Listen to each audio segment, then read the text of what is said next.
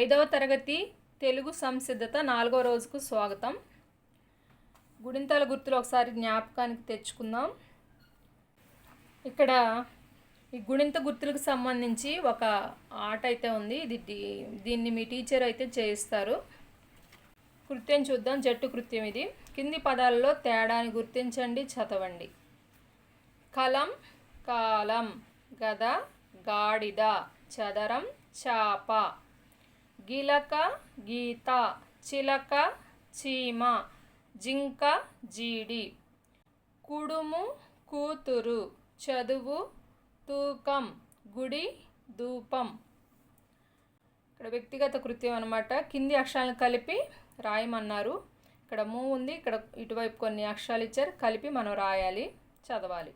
ముసుగు, మురారి, మునగ, తూనీగ, తూము, తూకం, దూరడం, దూకడం, దూరం.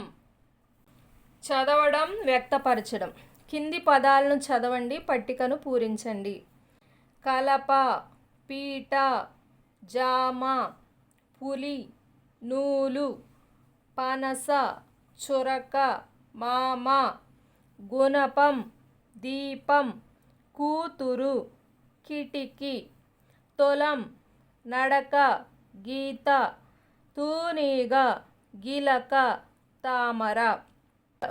తలకట్టు దగ్గర తలకట్టున్న పదాలు రాయాలి.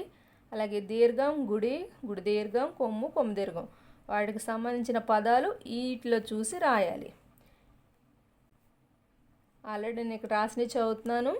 కలప వారు రాశారు. పానస, నడక, దీర్ఘం పదాలు. జామ, మామ, తామర. గుడి పదాలు. పులి, కిటికీ, గిలక, గుడి దీర్ఘం. పీట, దీపం, తూనీగ. కొమ్ము పదాలు. పులి, చురక, గుణపం. సున్నా పెట్టలేదు.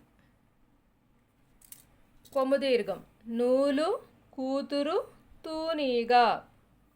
రాయడం. కింది పదాలను జతపరచండి, రాయండి.